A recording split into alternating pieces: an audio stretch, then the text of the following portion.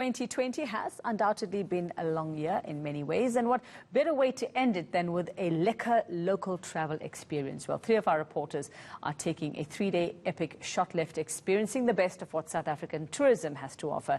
Des and Thathia is experiencing the best of the South Coast in KZN. Justin Ford on the Garden route. We'll talk to the two of them for now. And Des, a very good morning to you. And yesterday you were just floating along on a kayak, letting the lady do all the hard work. Where do we find you today?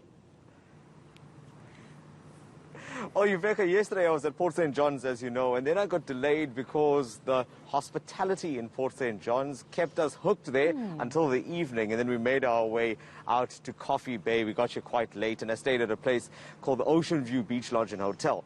Now, when I got here at that time, it was pitch dark, but this morning I found out very quickly why it's called that. As I drew the curtain back in my room, I saw the most incredible view. I spoke to Tumelo about it this morning, but since then, we've been exploring. We're out here. We're now looking at this incredible rock formation. This is not far from where we were staying, in fact. And if you look at this, this really just looks like a postcard. It's absolutely stunning. The view, that's exactly why it's called the hole in the wall, because, as you can see, there's literally a hole in a wall that was caused by this erosion. So it's one of the tourist attractions here. And just to talk a little bit more about this area and the Wild Coast destination, as they call it, I've got Russell Kruger with me. He's with the Wild Coast Holiday Association. So I would imagine that with a view like this, we should be surrounded by families and people, but obviously it is lockdown. So what kind of impact has that had? Well, Destin, absolutely devastating. We have seen, obviously, since the President's announcement day before yesterday, a drastic drop in guests coming down. What has happened is a survey went out, and of the people interviewed, 87% have lost 50% of their business, either been booked forward or cancelled totally. So, you know, the effects are devastating. At this time of the year, normally you have many little groups of people that are getting employed through the tourism here. Guys come down there, get guided hikes down to the bottom. You can see people jump off the little rocks down at the hole itself.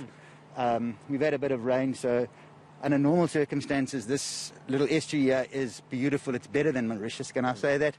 And what's concerning us now is the impact of the decision that has been made not to allow people to go on the beaches. Do you think it's not perhaps a misunderstanding, because the beaches is only one part of the tourism activities that we find here?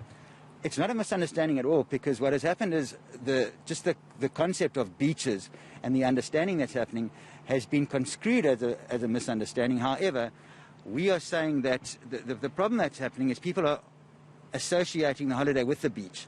Now, there's been so much confusion in terms of what's actually allowed and what's not allowed. We have guests that walk this coast, and are they allowed to walk across the beach? Now, the confusion is that it's not clear. We had a young lady yesterday in East London by the name of Chuma who had just gone and invested in 5 bicycles. She was arrested, and they wanted to fine her for allowing people to ride up the promenade.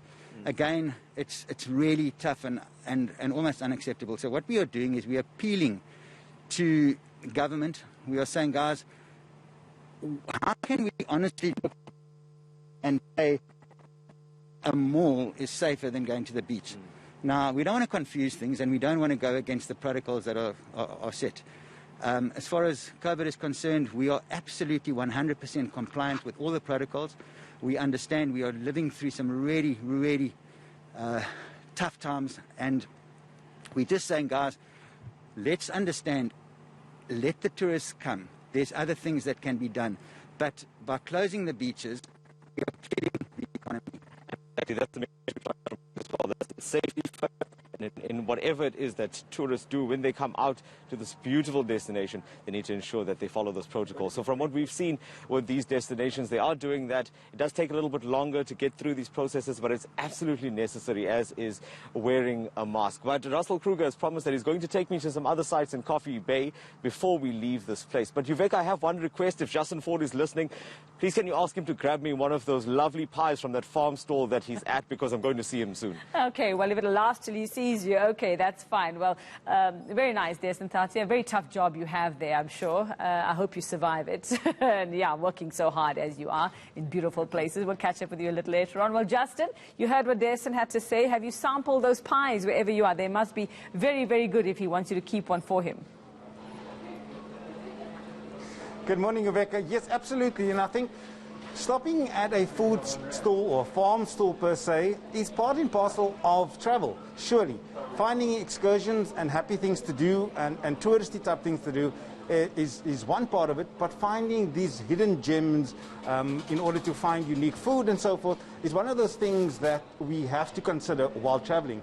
And recently I came across the Nanaga Farm Store just in between Port Elizabeth and Port Alfred.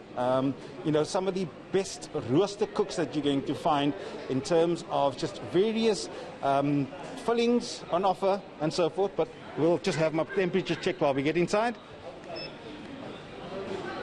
36, so I'm good to go, Rebecca. Just backstep 2 seconds as we sanitize. So clearly protocols all observed here. Thank you very much, lady.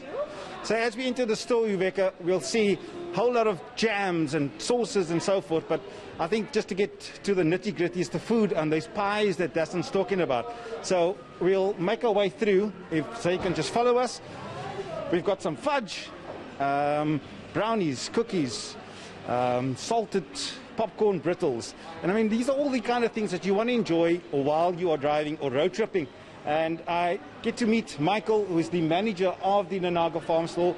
Michael, thank you very much for welcoming us into your store.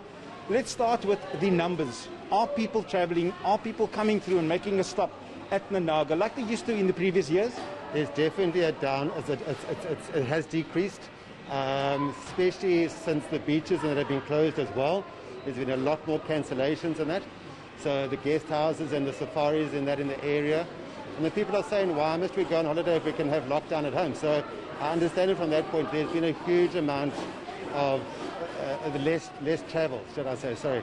And yeah, we just have to, hopefully that with the school holidays being so long, that people will come through up to the 25th of January. So it's a long school holiday.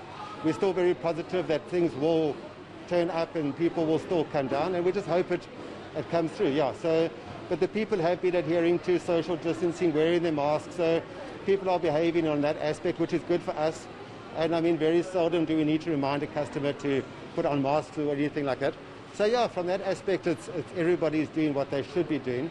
And we just hope that sales pick up and people keep traveling. So that's where we are, yeah. Absolutely, and as witnessed on camera now, my temperature was checked as I walked in, was forced to sanitize, which we are clearly happy to do. What's on offer at Nanaga? We walked across the road, we saw a whole lot of things on the other side, but those lamb and mint pies, those lamb curry pies, pepper steak pies, what else can, you know, tourists expect when they come visit your farm stall? Nanaga is we're famous for our pies. We've been going there for over 40 years. And we started off with a very, very small farm store where we used to do 12 pies a day. Now we're up to about 2,000 pies a day. Roaster cooks as well, 2,000, 3,000 of those a day. Everything is handmade and homemade. We don't buy in the pastry or anything, we make everything ourselves. So we've got all the pies on offer there, from sausage rolls to wild boar, pepper steak, lamb and mint, the chicken, so we've got everything there. Then on the roaster cook side, I mean, they're unbelievable, the fillings that the people put into them, from a steak to a burger to cheese and bacon, whatever it is. So, I mean, and the people love them. They absolutely thoroughly enjoy them. And then, obviously, all the dried fruit and the biscuits and homemade ginger beer, the pineapple juice that we're famous for as well. So, and then there's obviously the gift section. So the last minute gift buying and things, and there's always unique things, stuff that you won't find in general shops and that. So that's all available there. And then, yeah, it's just a good time at Nanaga, really. Yeah. Michael, all this talk of food has certainly made me hungry. Let's grab a roaster cook. Does that sound like a plan? Two nice cheese and jam roaster cooks. Cheese and jam roaster cooks on our way, Uveka. Where are my two roaster cooks? There we go. All right, can we maybe just open them quickly? Rebecca, you're going to have to excuse me for just dropping my mask. You're going to have to put your... But for now, thank you very much, Michael. I'll just grab it. As you can see, some toasty cheese and jam roaster cooks there that I am going to enjoy now.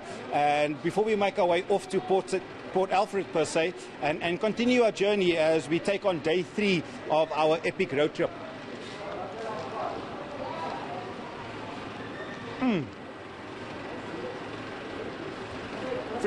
Fresh.